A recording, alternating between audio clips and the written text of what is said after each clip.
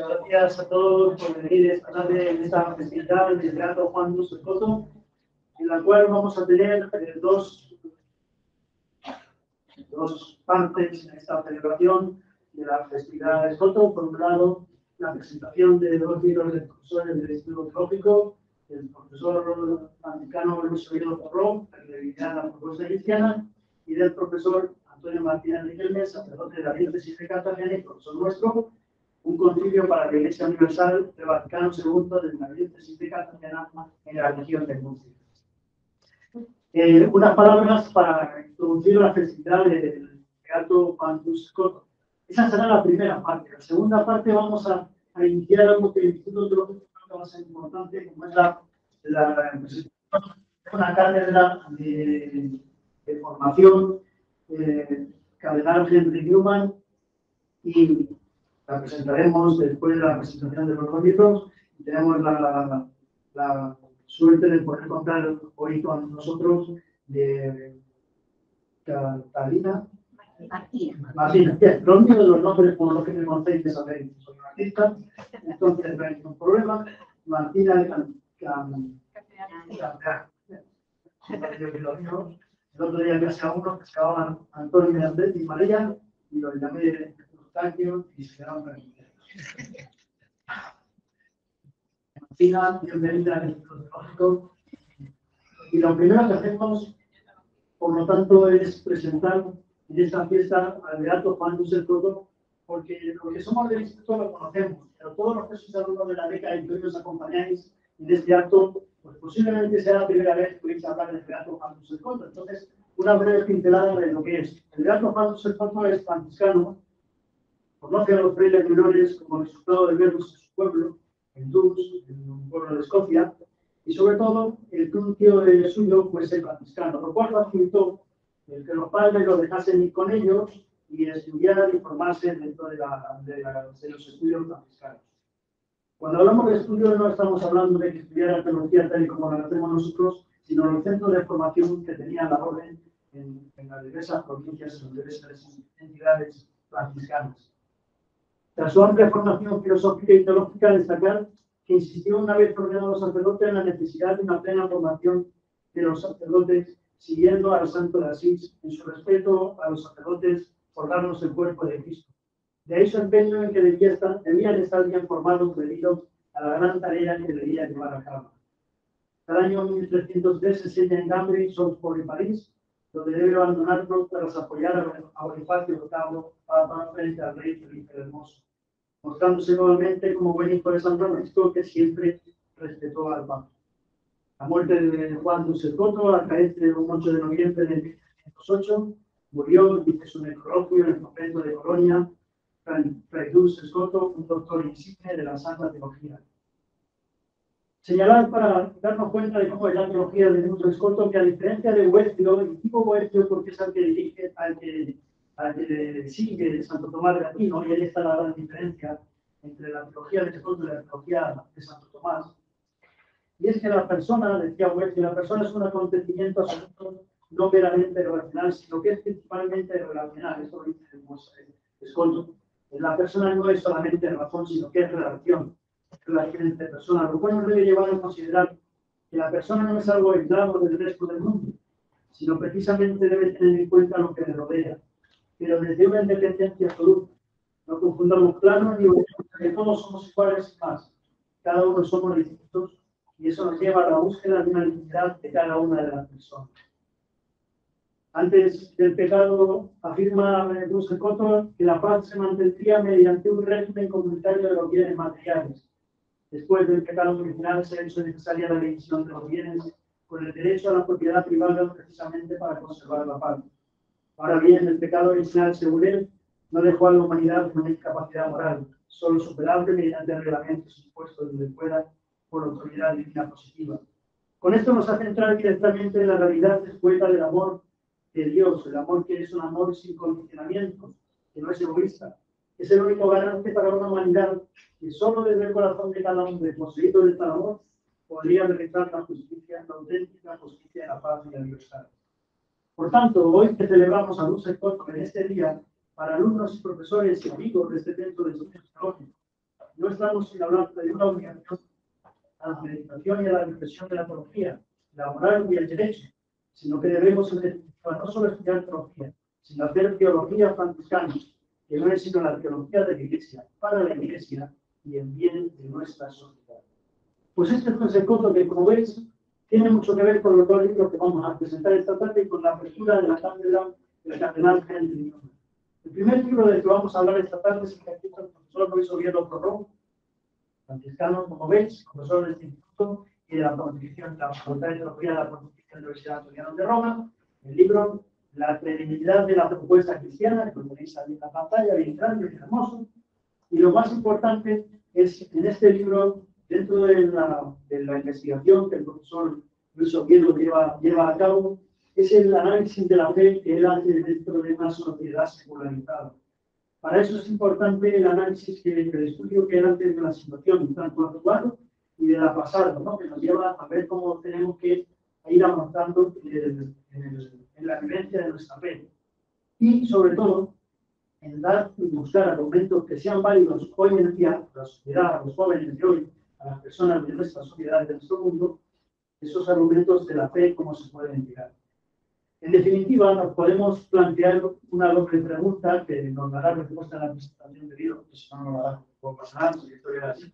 Es importante que presentemos el libro, es si verdaderamente hay unos problemas de credibilidad más que problemas de fe, y si esa es la pregunta y que da razón a este libro. Así que, profesor Luis Oviedo, tiene la palabra. Muchas gracias, Miguel Ángel, y buenas tardes a todos. Voy a intentar controlar para no pasar del tiempo que tengo asignado. Bueno, yo parto de una cuestión bastante radical, ¿no? ¿Tiene sentido escribir otro libro de teología? Es una cuestión que nos planteamos bastante, ¿no? Si ya están las bibliotecas llenas, ¿para qué más libros de teología? Parece que no tenemos mucho que añadir. En mi comunidad de donde vengo, pues hay frailes que dicen que la teología ya no puede decir nada nuevo, que es inútil que gastemos el tiempo, que ya hay bastante dicho y ya tenemos bastante que leer, ¿no? Añadir aún más carga no sirve para mucho. Este libro nace de la insatisfacción ante lo ya publicado y la percepción de que no éramos capaces de responder a las situaciones y dificultades que se planteaban en estos años. Es que si no, la vimos, sí. Tengo la impresión eso que no hay, no todos, o no hay una respuesta a muchos de los problemas que nosotros percibimos en nuestro alrededor. Y me alegro que haya gente joven aquí, y no sé si coincidirá conmigo, pues con lo que dijo un chaval a un párroco joven que tuvimos aquí estudiando hace algunos años. Cuando intentó animarle a que viniera a la iglesia, dijo, oiga, ¿dónde tal? Yo, ¿para qué tengo que ir a la iglesia si no me aporta nada?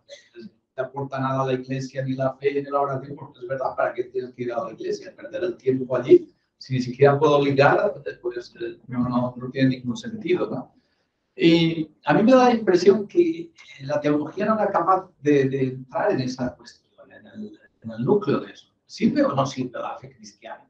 Y claro, pues yendo más allá, me di cuenta que la credibilidad que da nombre a un tratado dentro de la teología fundamental, o la segunda parte de la teología fundamental, pues si no afrontaba esa cuestión, pues se dejaba los deberes por hacer. O sea, ¿de qué sirve decir que es razonable, que el testimonio, que no sé qué, si no respondes a la cuestión radical de ¿aporta o no aporta algo? ¿Sirve o no sirve para algo? Me pregunto a veces qué más tiene que pasar para que la teología reaccione ante la situación tan negativa que vive la fe cristiana en nuestros ambientes, cuando a la mayoría no les interesa la salvación que anunciamos. Esto es así. Si les interesara, estarían las iglesias llenas, también están vacías. En algunos ambientes no llega ni al 5% de la gente que va a la iglesia. Bodas católicas ahora son, según las últimas cifras, el 22%. Y bueno, el 22% da bastante guerra. Cuando vienen a casarse, sobre todo las novias, unas exigencias y tal, que no entienden eso, que el matrimonio pues es una ayuda para ellos, es el sacramento, es una salvación. Pero ¿les cuesta mucho entenderlo o es que no se lo hemos explicado bien? No basta confiar y tener esperanza, ya estoy harto de que digan, no, hay que tener esperanza y confiar, todo seriedad. O sea, rezar no es suficiente, rezar te anima a actuar, ¿no? Pues no. Está claro que fallan muchas cosas y que estamos desconcertados y sin respuestas ante la crisis que vive la fe y las iglesias en el mundo occidental. La pregunta es si la teología puede hacer algo a ese respecto, o más bien su papel es muy reducido y su influencia muy limitada. Es decir, podemos llegar a la conclusión que tenemos muy poco que decir, muy poco que hacer desde la teología, que esto es responsabilidad sobre todo de los pastores, de los catequistas, de la teología práctica, si acaso, pero desde la teoría de los estudios y de los análisis nuestros poco podemos hacer. Yo creo que sí que podemos hacer bastante y por eso he escrito este libro, porque veía que nos quedábamos muy atrás, ¿no?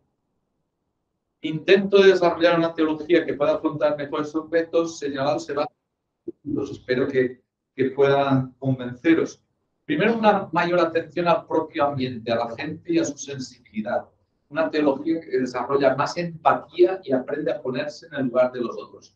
He descubierto estas semanas el BlaBlaCar, porque a mí me ayudó a resolver un par de viajes que no tenía tren, no encontraba billetes y me ayudó. Y hombre, pues ya que me ha ayudado, pues yo creo que también tengo que ayudar. Además, me ayuda a afrontar el coste del combustible que ha subido un 50%.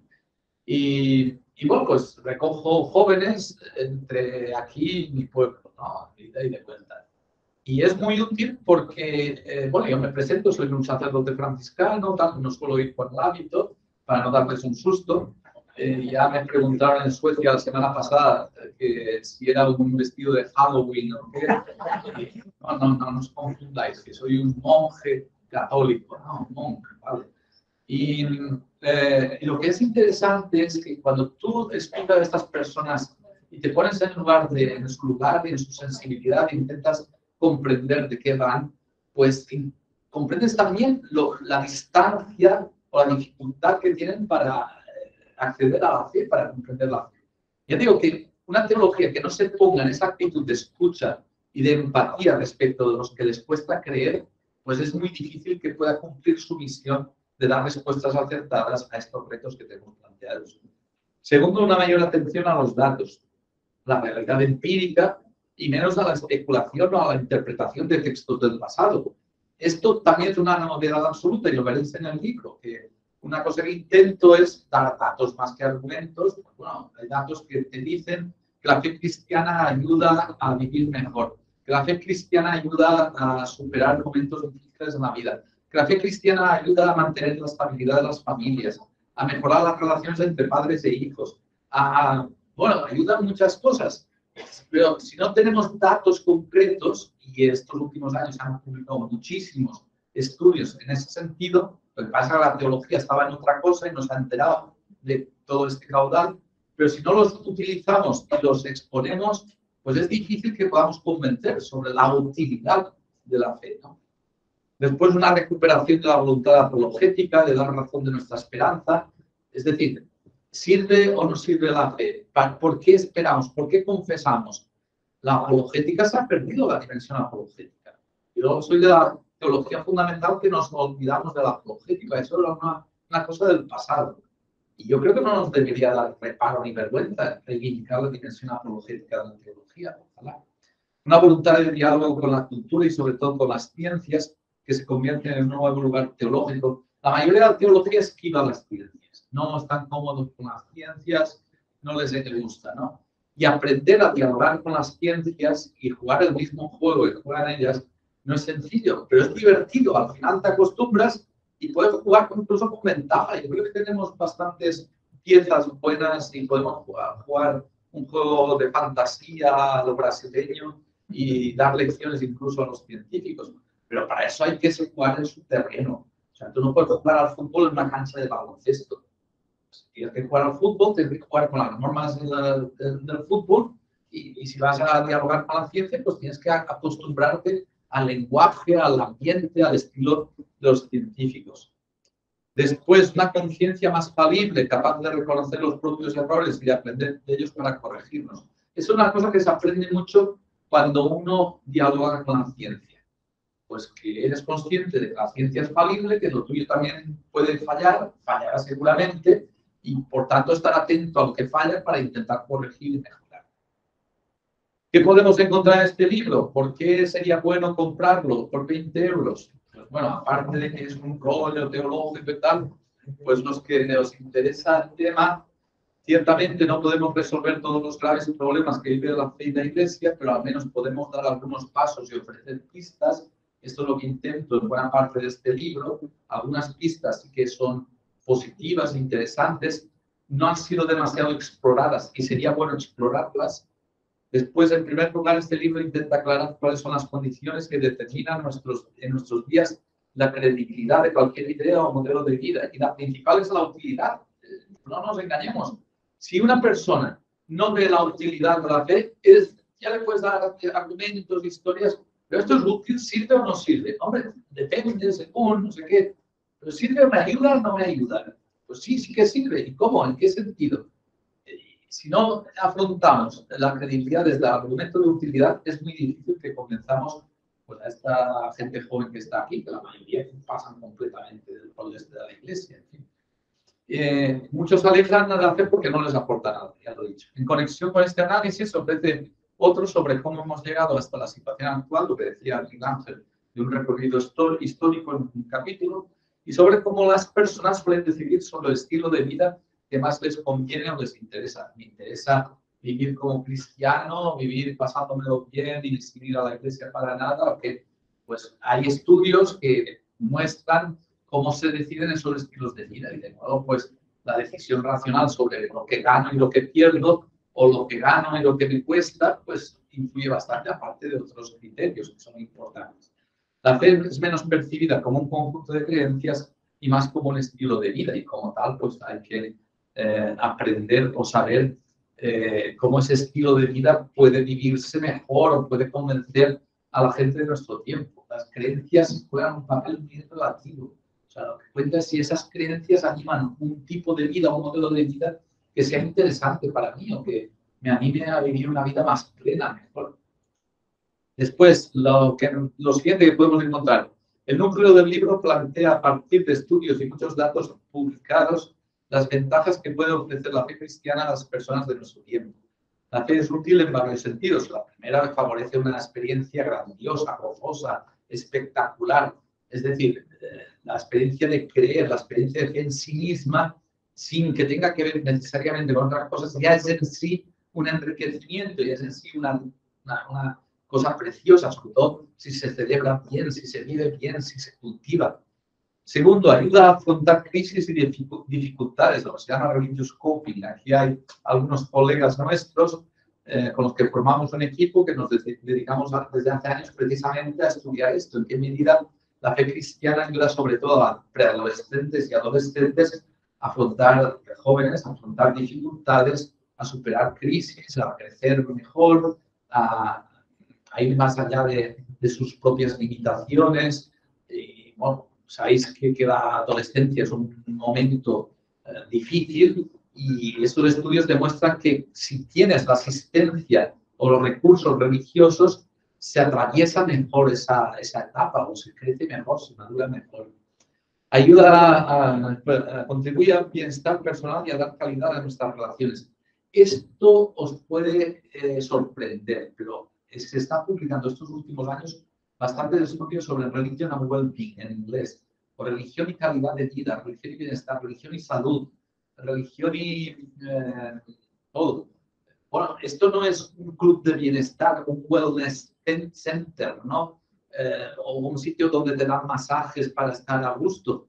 Es mucho más que eso, es mucho más global, pero no podemos desmarcarnos del ideal de muchas personas de vivir una vida buena y feliz y sana. Y en ese sentido, pues muchos estudios demuestran que la fe cristiana ayuda y contribuye. No es lo único que ayuda y contribuye, pero es un elemento importante y esto tenemos que saber venderlo. Como dice un compañero nuestro que se dedica al marketing, pues parece que la fe cristiana tiene el mejor producto y el peor marketing, la peor estrategia de venta. Quizá ese es el problema que tenemos. Después, nos ayuda a proyectar un sentido de nuestra vida. La cuestión del sentido también se está estudiando mucho estos años. Meaning and purpose en inglés sería sentido y propósito en la propia vida, y está claro que también la fe cristiana nos ayuda mucho en ese menester, que es una función importante. Y después lo de potenciar lo mejor de cada persona, lo que en inglés se llama human flourishing. También hay bastantes estudios a este respecto que yo cito en mi libro y que apuntan a la función positiva de la fe cristiana para la maduración personal y para desarrollar lo mejor de cada uno de nosotros. La fe también juega un papel importante en nuestra sociedad, la función social de la religión, pero eso dedico un capítulo entero, pero no nos entretenemos porque no hay mucho tiempo. Y después, ¿qué más? Una tercera contribución necesaria quiere hacer las cuentas con las objeciones principales que encuentra quien se plantea la conveniencia de creer en la propuesta cristiana. Estos son sobre todo tres dificultades o tres obstáculos. Primero, la mentalidad científica, es decir, hay mucha gente que cree que si tú te has formado con una mentalidad científica, no queda espacio para la fe religiosa. Esto es un prejuicio, un sesgo bastante negativo, y los que nos dedicamos desde hace años al diálogo entre fe y ciencia sabemos que no tiene por qué ser así y que hay mucho espacio de encuentro, de juego, de interacción. O sea, no solo que la ciencia te plantea una crisis o te pone un reto, un desafío a la fe. No, la ciencia hoy la vivimos, la seguimos como oportunidad para el crecimiento de la fe. Y hay bastantes partes de la teología que han crecido precisamente gracias al contacto con la ciencia y a la relación con la ciencia. El segundo gran problema es el ambiente secularizado, es decir, el hecho de que vivimos en una cultura que ignora la dimensión religiosa, la dimensión cristiana. No sé, las jóvenes que estáis aquí, si compráis revistas femeninas, ¿no? Ahora en el periodo de Navidad, veréis que ha desaparecido completamente la referencia al nacimiento, al Belén, al Jesucito y todo eso, y que la Navidad no tiene desde esa dimensión ningún aspecto cristiano, creyente. Y es así como, pues eso es lo que hay que tener en cuenta, ¿no? Nos guste o no nos guste. En la televisión, cuando hay referencias a la iglesia o a los curas, casi siempre tiene un sesgo negativo, o irónico, o burlesco, o malo, o sea, de que nos pintan mal. Pues ante ese panorama hay que hacer las cuentas también y ver de qué manera la fe puede reivindicarse y puede crecer también en un ambiente secularizado. Y ahora tenemos bastantes recursos para ello. Y el tercero es una historia, uno de los peores casos, una historia, la toma de conciencia de la historia llena de errores y de escándalos que nos salpican hasta nuestros días y que no paran de publicarse estudios de corrupción en la iglesia, de abusos a menores, de escándalos, etcétera, etcétera. Y eso también nos aflige, nos afecta. Y también con eso hay que hacer las cuentas, queramos o no. Os parecerá extraño, pero os reto a que busquéis manuales de teología fundamental y sobre todo tratado de credibilidad que afronten estos tres aspectos. Pues, prácticamente ninguno lo hace. En ese sentido, este es una novedad. No sé si caerá bien o caerá mal, o me mirarán con rareza y dirán, tío, ¿cómo te metes en esos andurriales? Ahí, eso no es cosa de la teología, sea cosa de la sociología o de la psicología. Pero no, yo creo que sí que hay que tenerlo en cuenta. Y después necesitamos hacer frente a todas esas objeciones y recuperar un sano diálogo con la sociedad, la cultura y la ciencia como condiciones para animarnos a creer y para animar a otros a creer.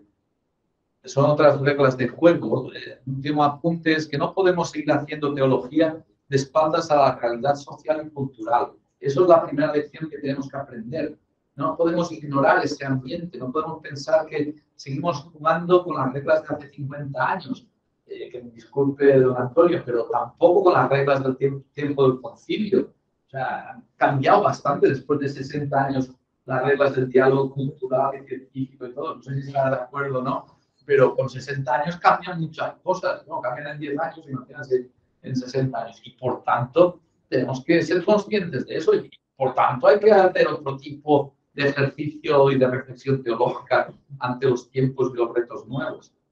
Ahora bien, si queremos entrar en esa realidad, hemos de aceptar que ahí rigen otras reglas del juego bastante distintas de las que nos hemos acostumbrado a jugar. Y por eso ahora cuentan mucho los datos y la teología no está acostumbrada a jugar con los datos, es una pena. Cuenta mucho lo práctico y tampoco estamos acostumbrados a argumentos pragmáticos, y cuenta mucho el diálogo con la ciencia. Lo que no se mide con la ciencia se queda un poco desmarcado. La teología tiene dos opciones: seguir en su propia zona de confort y seguir haciendo lo que siempre ha hecho, sin preocuparse demasiado de lo que ocurre más allá de sus límites académicos. La teología ensimismada, diríamos, la teología autorreferencial, que no le gusta nada al Papa Francisco y que ha criticado varias veces y nos ha invitado a salir fuera y a dialogar. Pues eso es lo que intentamos hacer. Por el contrario, reaccionar, aceptar los retos y conectar con las condiciones que marca el nuevo ambiente. Pero no intentar imponer tus condiciones, no. Aceptar esas condiciones y entrar en ese juego. ¿Seremos capaces de reaccionar? ¿Sirve la teología para resolver problemas y dar orientaciones de valor práctico? Pues esto se tendrá que ver en los próximos años. Es decir, si la teología falla a esta misión, a esta vocación de resolver problemas, si no es una actividad, como dicen los ingenieros, problem solving, pues me parece que tiene poco papel. O sea, simplemente para interpretar el pasado y para hacer lecciones espirituales y eso es poca cosa. Ahora, falta también que los pastores y eso reconozcan esa función que generalmente no la reconocen, que la teología sirve para resolver problemas, sirve para ayudar a crecer, sirve para mejorar en la iglesia. Quizás sea porque tampoco los teólogos hemos cumplido con esa misión. Vale, ya he agotado el tiempo y termino. Gracias.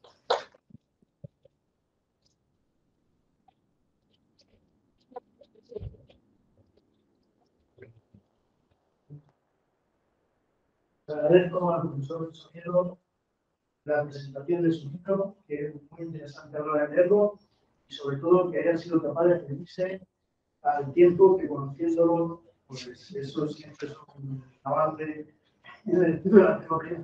Así pasamos. Sí.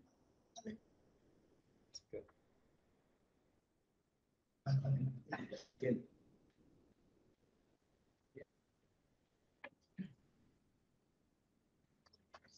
Pasamos ahora a presentar el libro Un concilio para la Iglesia Universal del Vaticano II desde la diócesis de Cartagena, en la región de Murcia, años 1969-1970.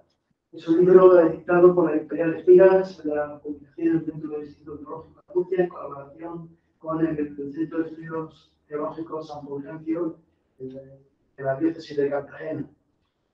La importancia de este libro que nos va a presentar ahora su autor, creo que podemos encontrar precisamente en reconocer dónde vivimos, la diócesis en la que nos situamos, y para conocer dónde vivimos tenemos que saber la historia.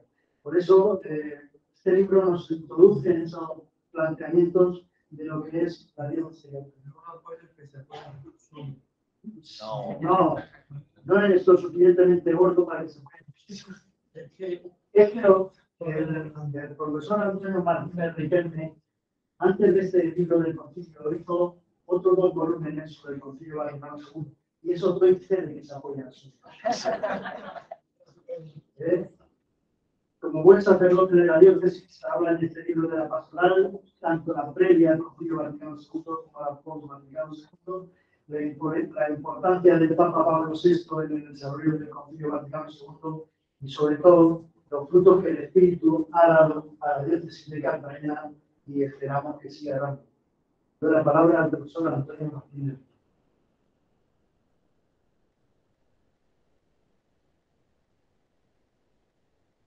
Nada que dijera que yo no sé, me voy así entendiendo el poco.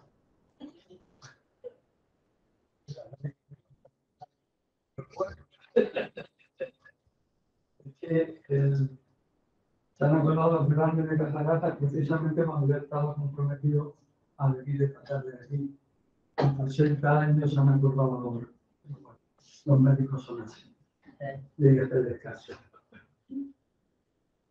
Por eso, la preparación inmediata de esta presentación pues ha quedado un poco sin el tiempo necesario y sobre todo sin la atención que merece el auditorio que se ha reunido aquí esta tarde.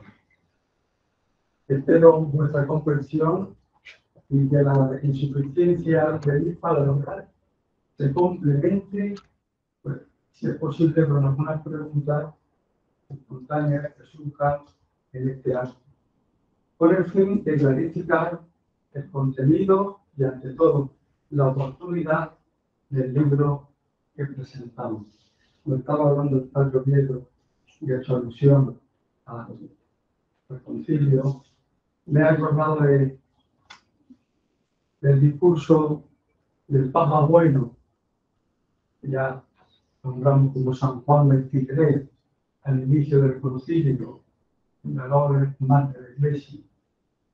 El depósito de la fe, hay que hacerla creíble, hay que hacerla creíble con los métodos y los medios que hoy tenemos a nuestro alcance. El depósito, y como el fontanero también os lo puedo decir, los depósitos de agua no sirven si no tienen salida para que ese agua llegue a toda la casa o a la industria.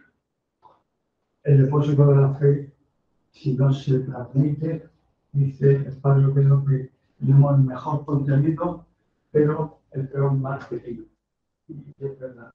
Tenemos el mejor depósito, pero luego las tuberías las tenemos atrasadas. No sé si estaréis de acuerdo. Las tenemos, por así decirlo, llenas de ese detritus que se va quedando en la tubería, y que cuando los fontaneros les hemos cortado por arreglarla, pues nos hemos dado cuenta que por lo menos 4 dedos de esa tubería es fango. Y la historia va dejando ese fango. Y me acordaba de este discurso porque precisamente el objetivo que el Papa Juan XXIII le da al Concilio Vaticano II es que los padres conciliares, por supuesto, custodien y mantengan vivo el depósito en fidei, pero que no se contenten con mantenerlo, que hagan todo lo posible por anunciarlo, y anunciarlo, como os he dicho, y el padre que nos ha recordado, con los métodos que la tecnología hoy tiene a su alcance. Y tratando de dialogar con las ciencias humanas, esa interdisciplinariedad que cuesta trabajo, pero es necesario llevar a las aulas.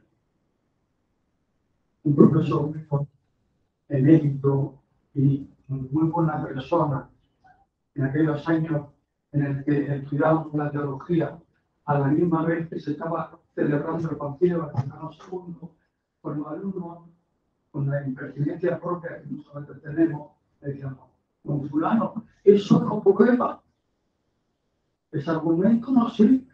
Y nos contestaba, si siempre ha probado, ¿por qué no ha probado?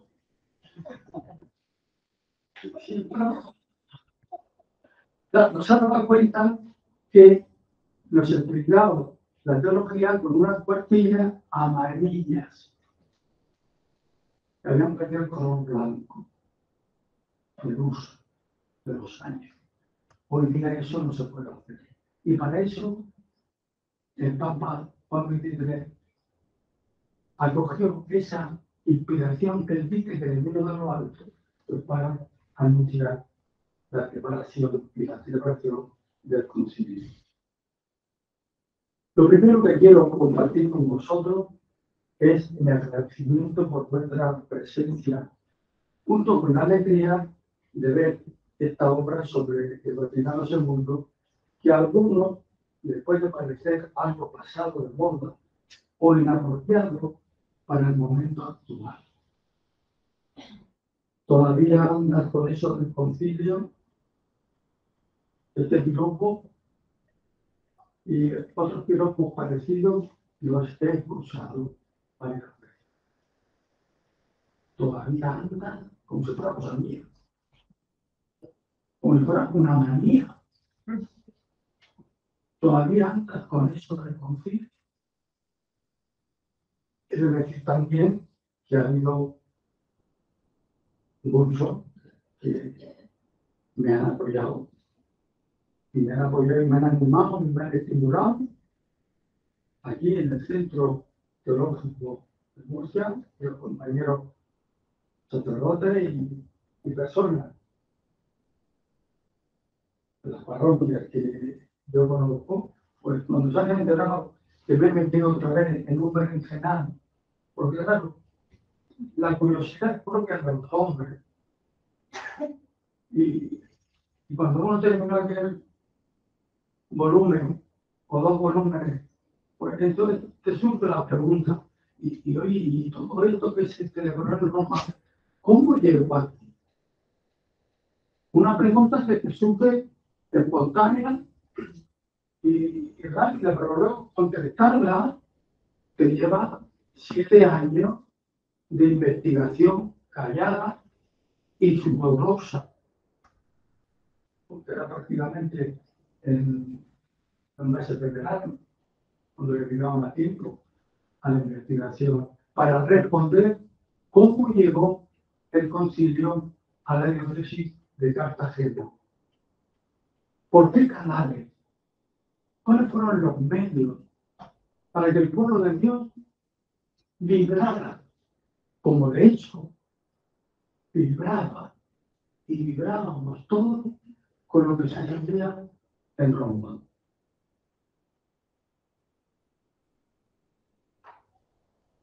Hoy, y aquí, de una u otra forma, con incomprensiones o con estímulos, podemos tener en nuestras manos este volumen que, como ha dicho el padre Miguel Ángel, ha sido editado conjuntamente por el Instituto Teológico de Murcia y el Instituto Teológico San Fulgencio de la Diócesis de Cartagena.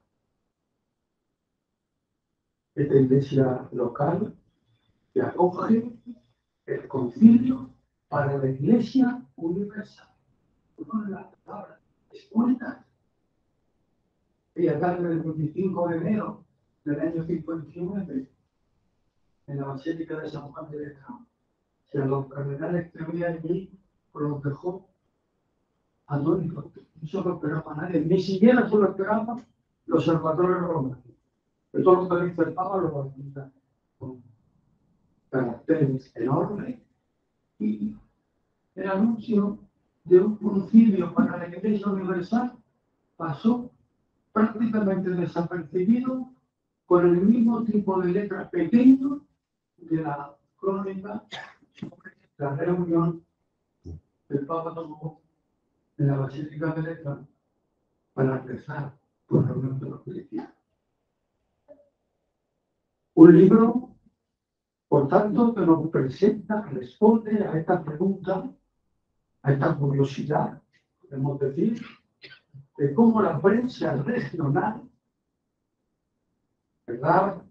Línea, que ya ha desaparecido, y la hoja de lunes, el semanario, que también desapareció en su momento, y el boletín oficial de la diócesis, cómo la prensa regional sirvió de cauce diario para transmitir las noticias que emanaban de la Asamblea Ecuménica a través de informaciones muy puntuales, crónicas, editoriales y artículos de opinión. Una lista enorme. Si tienen el gusto de verlo o de comprarlo, eso para los se puede estar robando. Yo compré hace poco en una librería de Murcia para regalárselo a un amigo y el amigo tuvo la indicación de decir, es el autor. Y me rebajaron €1,35.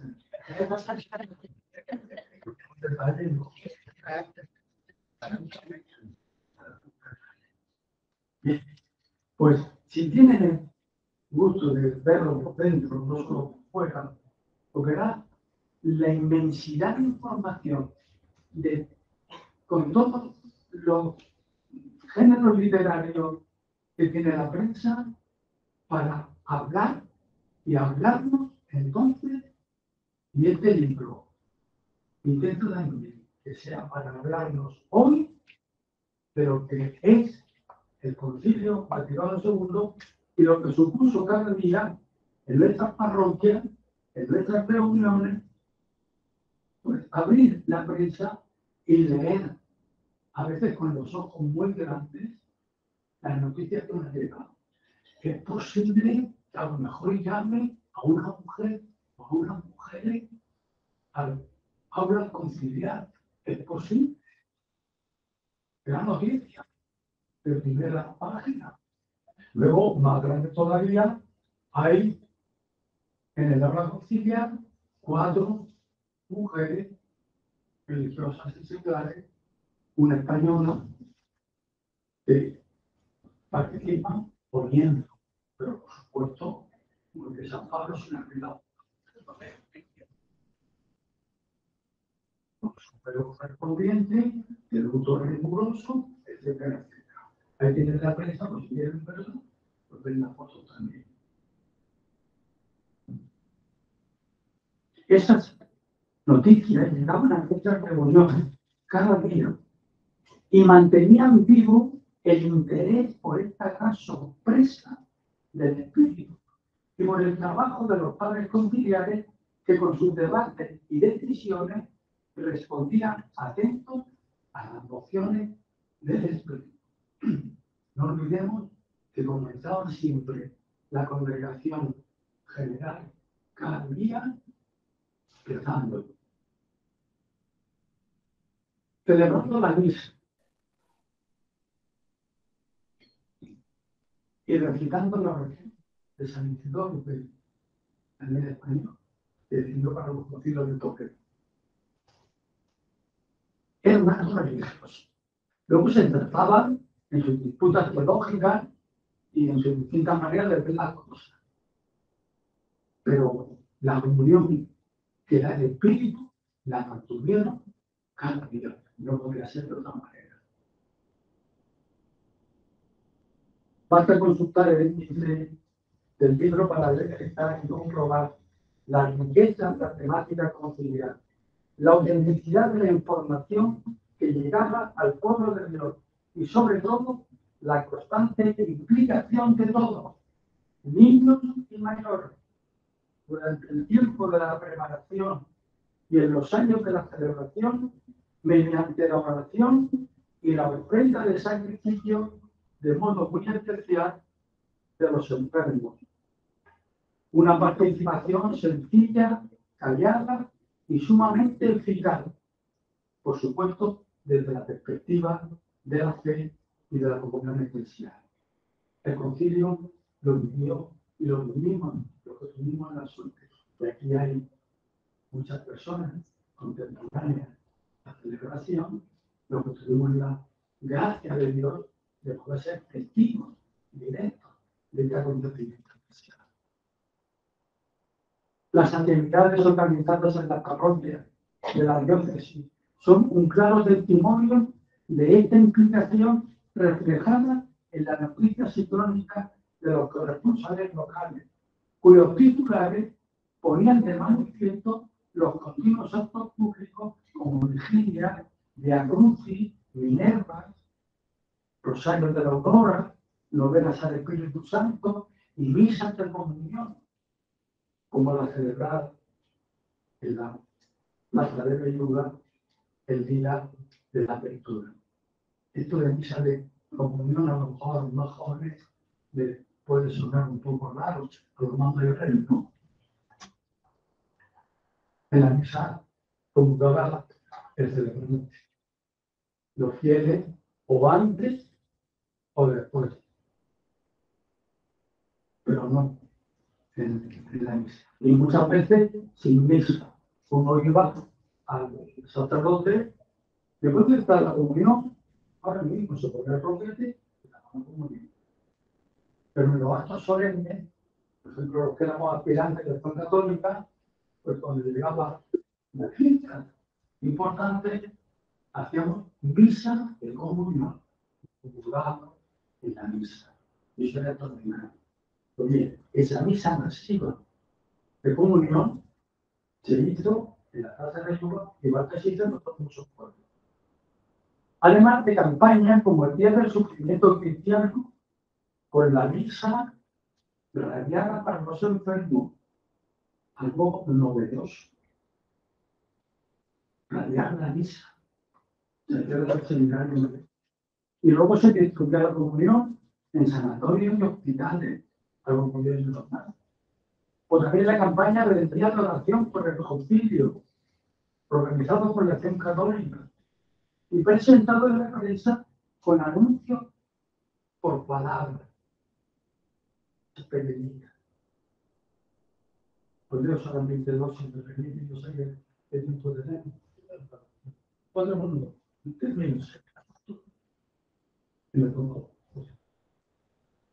El concilio ecuménico y de la anuncio ha de ser trascendental para el porvenir de la Iglesia. El Papa pide oraciones. Es deber social escucharle sobre todo el domingo 11 de marzo, día de oración por el concilio. Dios, para que el concilio Vaticano II ofrezca el espectáculo admirable de verdad, unidad y de caridad que el Papa quiere, todos los católicos deben formular sus plegarias y ofrecer sacrificios al Señor. Acude a los actos preparados. Hoy, día de oración por el concilio. Anuncio pagado. Todo esto junto con una gran cantidad de conferencias y otros actos, como las pláticas espirituales e instrucciones sobre el decreto del concilio que realizaron los miembros de la Tercera Orden Franciscana en la Iglesia de la Merced del Mundo. Por la mañana y por la tarde, con una particularidad.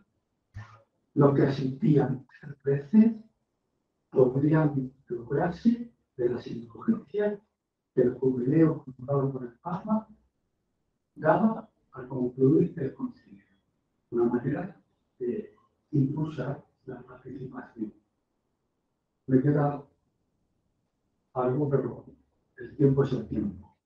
Simplemente hoy, cuando la Iglesia universal y la Iglesia universal están inmersas en una reflexión y en un camino genuinamente sinodal, como dice el obispo don José Manuel en el prólogo, ayudará a releer el proceso conciliar vivido durante las últimas décadas y sobre todo a responder a la llamada que nos hace el Papa Francisco al convocar este sínodo sobre la Iglesia sinodal, para articular la participación, la comunión y la visión de todo el pueblo de Dios. Y hacerlo desde una corresponsabilidad eficaz, compartida y diferenciada. Expresiones todas promovidas a impulso del Concilio Ecuménico Vaticano II, cuya renovación eclesial sigue hoy viva y vigente. Iba a leer unos textos del Papa Francisco en la reciente homilía hace una semana, con motivo de los 60 años de la cultura del concilio, pero como está a vuestro alcance, la podéis leer, y así le hacemos caso al Padre Miguel. Que el concilio sigue vivo, eso es no un eslogan, es una realidad. El Papa Francisco nos llama a todos a redescubrir el concilio, a volver al concilio y, por supuesto, a no repetir aquellas banderías o bandos que teníamos los jóvenes por un lado y los mujeres por otro, y que nos llamamos mutuamente o progresistas o tradicionales o calca o progres. A no repetir eso, porque todos somos hermanos y el Papa Francisco lo dice muy claramente. os invito a leer la homilía y así me libré a mí de tener que leer el contexto y cumplir con mi obligación.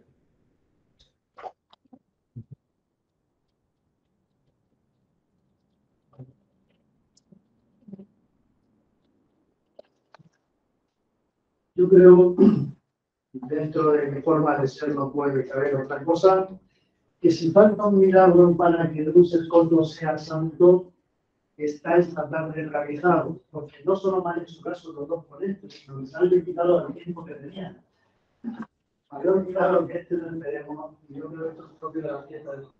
Agradezco al padre Luis Oviedo y al profesor Antonio María de nosotros, y invito a sede para que Martina y Celia puedan subir en esta presentación. Muchas gracias, aplausos a todos.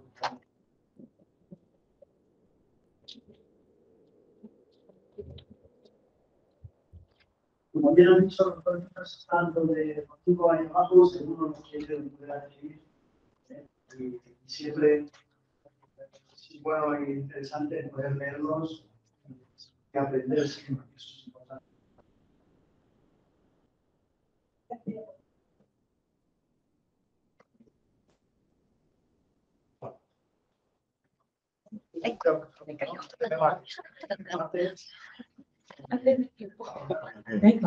Cosas muy bien. Bueno, pues comenzamos la segunda parte de este acto de celebración de Luz el Coto y lo vamos a celebrar con el inicio de una cátedra dentro del instituto. ¿Qué es una cátedra? Es para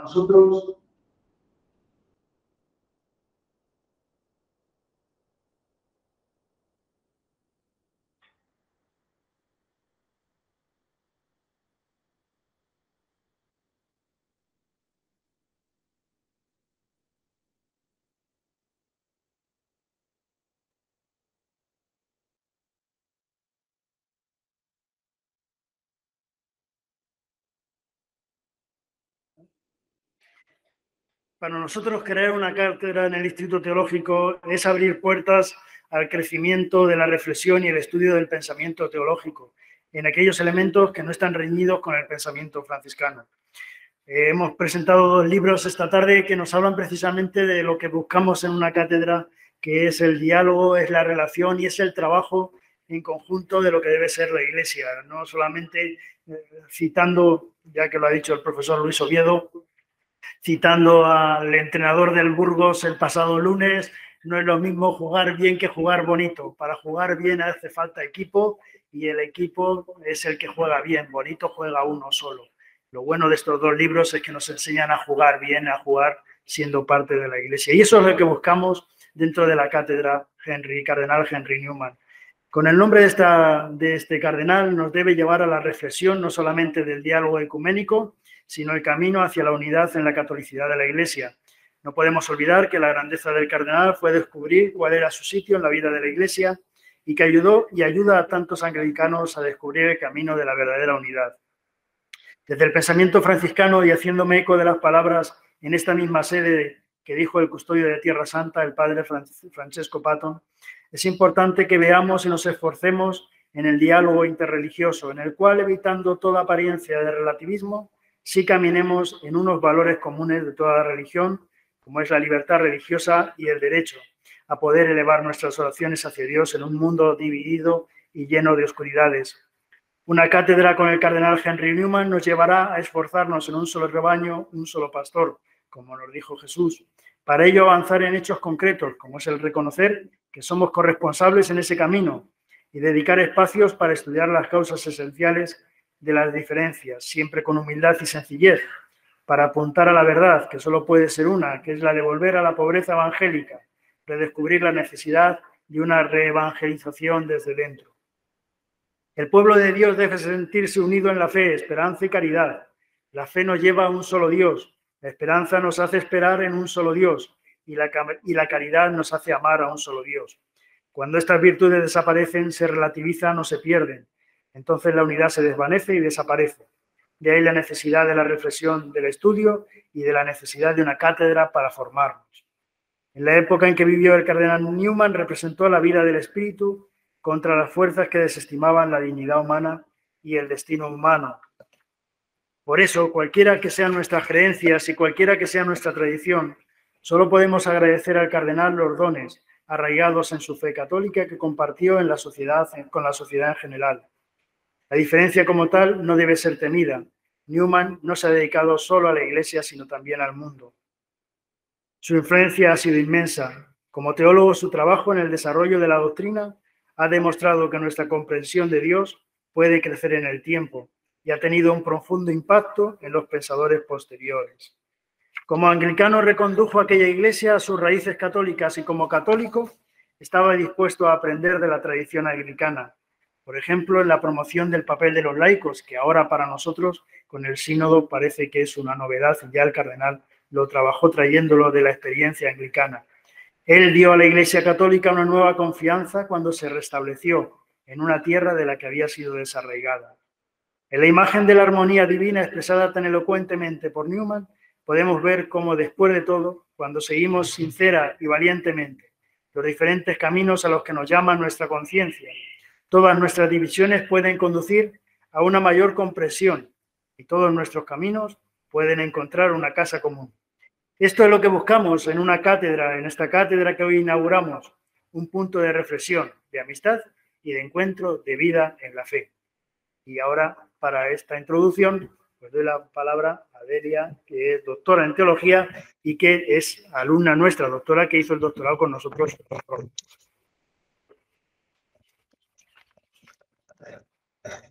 Muchas gracias. ¿Se oye? Pienso que es fundamental y además providencial que justamente en esta fiesta del Beato Duns Scoto se pueda inaugurar la cátedra de John Henry Newman. Precisamente, como acaba de decir Padre Miguel Ángel, pues por la importancia que tiene tanto su persona como su pensamiento y la influencia que aún hoy nos deja y nos impulsa. Ante todo, con la importancia que tiene la conciencia, la relación entre fe y razón, el papel fundamental de los laicos en la Iglesia y luego ese diálogo entre diversas iglesias y tradiciones que hace que incluso muchos lo consideren ya el padre del ecumenismo. Según Newman, el amor es la más profunda de las energías cósmicas. En la evolución humana, el proceso unificador está impulsado por el espíritu, a través del amor. El lema de su escudo cardinalicio, Corat cor loquitor, el corazón habla al corazón, apunta a que solo la misión, cualquier misión que se realice por amor, diferencia, pero al mismo tiempo une. Es más, la masa informe de la Tierra lleva en su profundidad un irresistible deseo de gritar a todos, desde el impío hasta el fiel: Señor, haz que todos nosotros seamos uno. Cristo está albergado en cada interior humano. Hay semillas de divinidad por doquier. Jesús vino a despertarlas.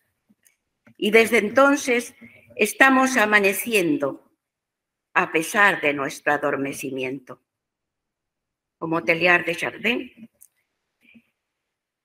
esto es mi cuerpo, estas palabras pronunciadas por Jesús desbordan el trozo del pan sobre el que fueron pronunciadas. En realidad, ellas hacen que nazca el cuerpo místico entero y que se extienda al entero cosmos, pues la naturaleza experimenta lenta pero irresistiblemente la gran consagración.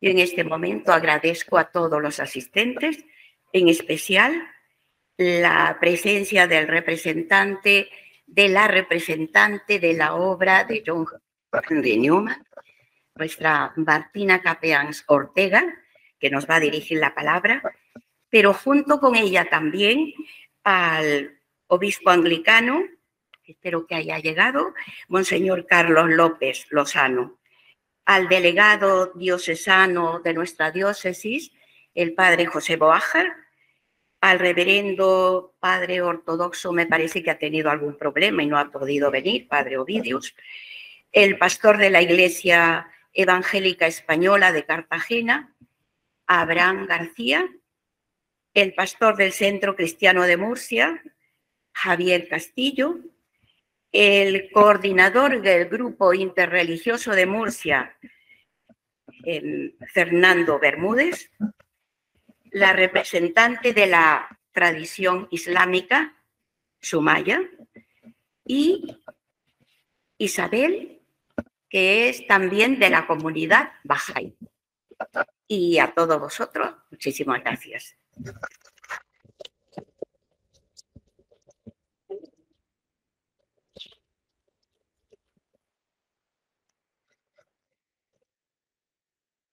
Agradezco a Padre Miguel Ángel y a Delia sus calurosas palabras y para mí es una inmensa alegría, un gusto de poder estar aquí esta tarde. Vengo de muy cerca porque estoy en Madrid, he cogido el tren y he llegado aquí esta tarde y les traigo un saludo de una familia espiritual que está en Roma, de un padre sacerdote que dirige el Centro Newman en Roma, el padre Hermann Geisler, que Delia tuvo ocasión de contactar con él. Le hubiese gustado venir aquí, estar con vosotros en esta tarde tan bonita y tan solemne. No puede por tener compromisos en una casa de formación y ser también docente en la Pontificia Universidad de la Urbaniana en Roma, pero pues me ha invitado y la verdad es que es un gusto poder estar aquí, de traeros sus saludos y de muchos amigos de John Henry Newman. Y voy a leer pues, sus palabras, que nos dirige una carta. Reverendo Padre Miguel Ángel, queridos amigos de Newman, hermanas y hermanos todos en el Señor. La apertura de un centro ecuménico, John Henry Newman, en el Instituto Teológico de Murcia, es un motivo de profunda alegría para todos los amigos de Newman. En nombre de la familia espiritual, la obra, que dirige los centros Newman en Roma, Oxford, Littlemore, Bregenz y Budapest, agradezco de corazón vuestra amable invitación a participar en la inauguración de este nuevo centro Newman en España. Y me alegra que a través de nuestra colaboradora, Martina Capeans Ortega, podamos estar presentes en Murcia en este día tan señalado. San John Henry Newman, canonizado por Papa Francisco el 13 de octubre de 2019, tenía una gran relevancia para nuestro tiempo. Con motivo de esta solemne apertura de este nuevo centro Newman, me permito de recordar algunas afirmaciones de los últimos pontífices que subrayan algunos aspectos de una especial importancia. San Pablo VI, dijo a los participantes del primer simposio sobre Newman en Roma durante la audiencia del 7 de abril de 1975. Newman, convencido de ser fiel durante toda su vida, con todo su corazón dedicado a seguir la luz de la verdad, se convierte hoy en un faro cada vez más luminoso para todos los que buscan una orientación bien formada y una guía segura en medio de las incertidumbres del mundo moderno. Un mundo que él mismo previó proféticamente. Muchos de los problemas que trató con sabiduría aunque él mismo fue frecuentemente mal interpretado e incomprendido en su tiempo, fueron objeto de discusión y estudio de los padres del Concilio Vaticano II, como por ejemplo la cuestión del ecumenismo, la relación entre el cristianismo y el mundo, el énfasis en el papel de los laicos en la Iglesia y la relación de la Iglesia con las religiones no cristianas. No solo este concilio, sino también la época actual puede considerarse de manera especial como la hora de Newman. Juan Pablo II, por su parte, escribió una carta el 7 de abril de 1979 dirigida al arzobispo de Birmingham con ocasión del centenario del cardenalato de Newman. Dice: el pensamiento filosófico y teológico y la espiritualidad del cardenal Newman, tan profundamente arraigados y enriquecidos por la Sagrada Escritura y por la doctrina de los padres, siguen conservando su particularidad, originalidad y su valor. Como figura señera del movimiento de Oxford, y más tarde como promotor de una auténtica renovación en la Iglesia Católica, Newman parece tener una especial vocación ecuménica, no solo para su propio país, sino también para toda la Iglesia. En el espíritu de mis predecesores, en la cátedra de Pedro, quiero expresar la esperanza de que bajo este aspecto importantísimo y bajo otros aspectos no menos importantes, la figura y la enseñanza del gran cardenal puedan continuar siendo fuente de inspiración para una realización cada vez más eficaz de la misión de la Iglesia en el mundo moderno, y que esto pueda contribuir a una renovación de la vida espiritual de sus miembros y apresurar la restauración de la unidad entre todos los cristianos. Benedicto XVI, que beatificó a Newman el 19 de septiembre de 2010, puso en evidencia la importancia de la doctrina newmaniana sobre la conciencia. La conciencia era la fuerza motriz que impulsaba a Newman en el camino de la conversión. ¿Pero qué se entiende con eso? En el pensamiento moderno, la palabra conciencia significa que en materia de moral y de religión,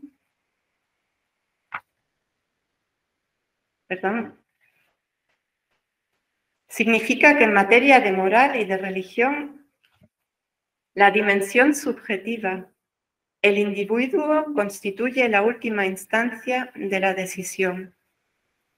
Se divide el mundo en el ámbito de lo objetivo y de lo subjetivo. A lo objetivo pertenecen las cosas que se pueden calcular y verificar por medio de un experimento. La religión y la moral escapan a estos métodos y por tanto están consideradas como ámbito de lo subjetivo. Aquí no hay, en último análisis, criterios objetivos. La última instancia decisiva sería, por tanto, solo el sujeto, y con la palabra conciencia se expresa precisamente esto. En este ámbito puede decidir solo el sujeto, el individuo con sus instituciones y experiencias. La concepción que Newman tiene de la conciencia es diametralmente opuesta. Para él, conciencia significa la capacidad de verdad del hombre, la capacidad de reconocer en los ámbitos decisivos de su existencia, religión y moral, una verdad, la verdad. La conciencia, la capacidad del hombre para conocer la verdad, le impone al mismo tiempo el deber de encaminarse hacia la verdad, de buscarla y de someterse a ella donde la encuentre. Conciencia es capacidad de verdad y obediencia en relación con la verdad, que se muestra al hombre que busca con corazón abierto. El camino de las conversiones de Newman es un camino de la conciencia, no un camino de la subjetividad que se afirma, sino por el contrario, de la obediencia a la verdad que paso a paso se le abría. También el Papa Francisco ha expresado varias veces su profunda estima y simpatía por Newman.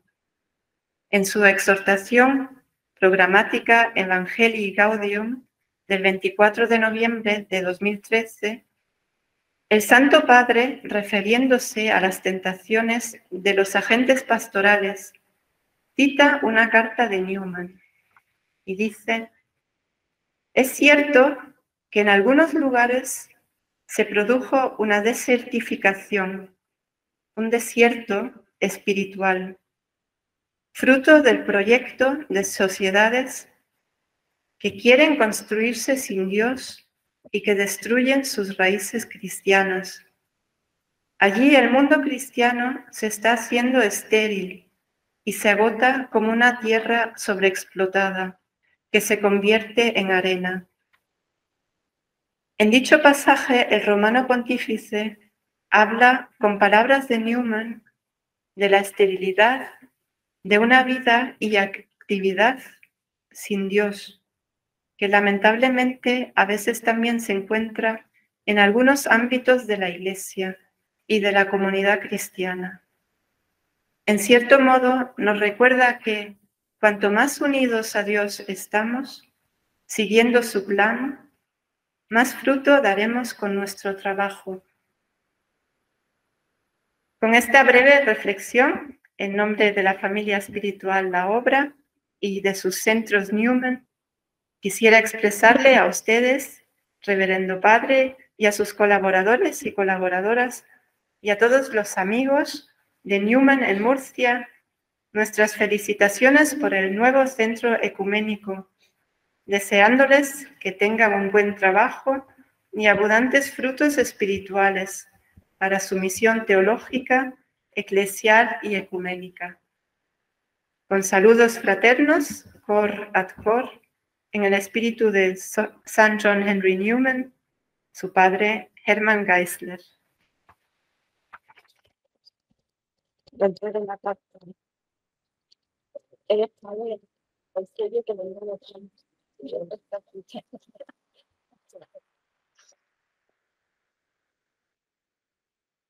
Bueno, pues esperamos que así sea, que sea un centro de estudio y que esta cátedra pues abra y dé muchos frutos, que a fin de cuentas es siempre lo interesante. Os agradezco a todos vuestra presencia en esta tarde y como de frutos hablamos, ya que vais a comprar todos los libros y vais a matricularos y a hacer todos los cursos que organicemos en la cátedra del Cardenal Henry Newman, pues como agradecimiento, ahí abajo nos tomamos un refresco para celebrar la fiesta del Santo. Que paséis una feliz noche y muchas gracias por vuestra presencia.